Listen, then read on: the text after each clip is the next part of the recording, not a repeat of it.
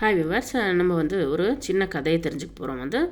டயத்தை வேஸ்ட் பண்ணக்கூடாதுன்றதுக்கு ஒரு சின்ன கதை. ஒரே ஒரு நாள் ராஜாவாக இந்த கதையை நம்ம பார்க்க போகிறோம். ஒரு ஊரில் ஒரு ராஜா இருந்தார். அந்த ராஜாவுக்கு ஒரே ஒரு பையன். அந்த பையனை குருகுலத்துக்கு அமிச்சார். குருகுலத்துக்கு அமிச்ச உடனே அந்த குருகுலத்தில் அவர் என்ன பண்ணுறாரு, படிப்பு கற்றுக்கிறார். அவரோட சேர்ந்து 2 பேர் ஃப்ரெண்ட்ஸுங்களும் சேர்ந்து அவரோட சேர்ந்து படிப்பும் கற்றுக்கிறாங்க.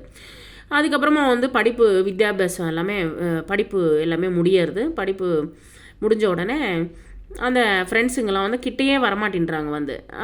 என்ன பண்ணுறது ஒன்றும் புரியவே இல்லை.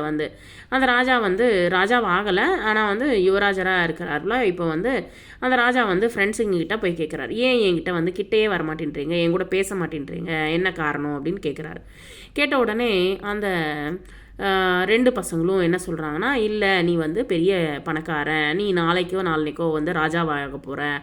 ஸோ உனக்கு நல்ல சந்தோஷம், பணம், புகழ் எல்லாமே கிடைக்க போகிறது. ஏன் நாங்கள் சாதாரணமான ஆட்கள், எங்களுக்கு அதை போல் பணம், புகழ் இது போலலாம் எங்களுக்கு கிடைக்காது இல்லவா அப்படின்னு சொல்லிட்டு இந்த ஃப்ரெண்ட்ஸுங்க சொல்கிறாங்க. சொன்ன உடனே இவர் சொல்கிறாரு, நான் ஒரு வாக்கு கொடுக்குறேன் உங்களுக்கு. ஒரு நாள் ராஜாவாக நீங்கள் என்னுடைய ராஜ்யத்தில் நீங்கள் என்னுடைய ஆஸ்தானத்தில் உட்காந்துட்டு நீங்கள் இருங்க, ஒரு நாள் ராஜாவாக நான் ஆக்கிறேன் அப்படின்னு சொல்லிட்டு சொல்கிறார். சரின்னு சொல்லிட்டு இவங்களும் ஒத்துக்கிறாங்க. அதுக்கப்புறமா அவங்கவுங்க வழியில் போயிட்டு அவர் ராஜாவாயிடுறாரு. இவங்க எல்லாமே அவங்கவுங்க வேலையை பார்த்துட்டு பெரிய வியாபாரம் பண்ணிவிட்டு அவங்களும் பெரிய பணக்காரங்களாகிறாங்க, பேரு புகழோடு இருக்காங்க. ஒரு நாள் ஏதோ ஞாபகம் வந்தது, ராஜாவை ஞாபகம் வந்தது, அவர் கொடுத்த வாக்கும் ஞாபகம் வந்துச்சு. சரின்னு சொல்லிட்டு அந்த ஃப்ரெண்டு போகிறாரு. போயிட்டு அந்த ராஜா கிட்ட போய் கேட்குறாரு, இது போல் கொடுத்த வாக்கையும் கேட்குறாரு. உடனே நீ இப்போவே நீ ராஜாவாக பதவி ஏற்றுக்கோ, இல்லை நாளைக்கு ஏற்றுக்கிறியா அப்படின்னு சொல்லி கேட்குறாரு. மறுநாள் பதவி 24 மணி நேரம் ராஜாவாக நீ இரு அப்படின்னு சொல்கிறாரு. உடனே ராஜாவாக எப்போ பதவி ஏற்றுனாரோ ஒரு நாள் ராஜாவாக உடனே மக்களுக்கு என்ன சேவை செய்யணும், அப்புறமா மக்கள்கிட்ட நமக்கு என்ன டேக்ஸ் வரணும், அதுக்கப்புறமா என்ன வசூலிக்கணும், இல்லை நம்ம என்ன மக்களுக்கு சேவை செய்யணும், மக்களுக்கு வேண்டிய தேவைகள் என்னது, இது போலலாம் யோசிக்க தொடங்கினார். அதுக்கப்புறமா அந்த வேலைகள் எல்லாத்தையுமே கரெக்டாக அதே நாளில் முடிச்சு கொடுத்துட்டாரு. முடிச்சு கொடுத்துட்டு தன்னுடைய ஃப்ரெண்டு ராஜாவான அந்த ஃப்ரெண்டு நிறைய பரிசுகள்லாம் கொடுத்து அவர் நல்லா சந்தோஷமாக சாப்பாடுலாம் போட்டு அவர் அனுப்புகிறார். வீட்டுக்கு திருப்பி அனுப்புகிறாரு. பணமும் கொஞ்சம் சம்பாதிச்சுட்டார். ஸோ இது போல் அந்த ஃப்ரெண்டு போயிட்டார். சரி, கொஞ்ச நாள் கழித்து இன்னொரு ஃப்ரெண்டு வரார். அவர் கொடுத்த வாக்கையும் அதுக்கப்புறமா அந்த ராஜாவுடைய இது சொல்கிறார். உடனே அந்த ராஜா சரி நீ நாளையிலேருந்து நீ ராஜாவாகரு அப்படின்னு சொல்லிட்டு சொல்கிறார்.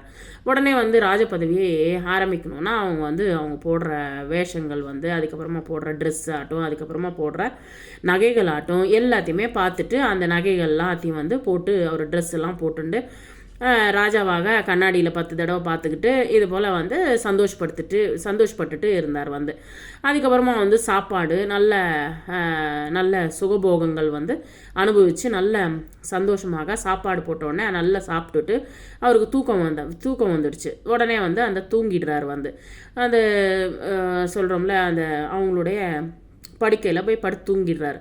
தூங்கின உடனே சாயந்தரம் ஆகிடுறது. சாயந்தரம் ஆன உடனே சாயந்தரம் ஆனோடனே எல்லாரும் என்ன பண்ணுவாங்க, எல்லாரும் அவங்க வீட்டுக்கு போயிட்டு தூங்க தொடங்கிடுவாங்க. ஸோ அந்த சமயத்தில் போய் மக்களை கூப்பிட்டு உனக்கு என்ன தேவை அப்படின்னு கேட்டானா அடிக்க தான் வருவாங்க. ஸோ அதனால் என்ன ஆயிடுச்சு, அந்த தான் செய்ய வேண்டிய கடமையை தவற விட்டார். ஸோ அதனால் அந்த ராஜா கிட்ட போயிட்டு தான் செஞ்ச தவறை மன்னிச்சிடுங்க அப்படின்னு சொல்லிட்டு ஃப்ரெண்டுக்கிட்ட கேட்குறாரு. பரவாயில்ல அப்படின்னு சொல்லி அவரும் ஒத்துக்கிறாரு. ஏன்னா நமக்கு காலம் ரொம்ப இம்பார்ட்டண்ட்டு, டைம்ன்றது ரொம்ப இம்பார்ட்டண்ட்டு. அது தவிர நமக்கு கிடைச்ச வாய்ப்பை நம்ம கரெக்டாக பயன்படுத்திக்கணும் அப்படின்றது இந்த கதை மூலமாக நமக்கு தெரிய வருது. ஸோ நமக்கு கிடைக்கிற வாய்ப்புகளை எந்த வாய்ப்பாக இருந்தாலும் சரி அதை உபயோகப்படுத்திட்டு அதுக்கப்புறமா நம்ம விதவிதமான முயற்சிகளை நம்ம பண்ணலாம். அதுக்கப்புறமா டயத்தையும் வேஸ்ட் பண்ணக்கூடாது அப்படின்றது இந்த கதை மூலமாக நம்ம தெரிஞ்சுட்டோம். Thank you very much.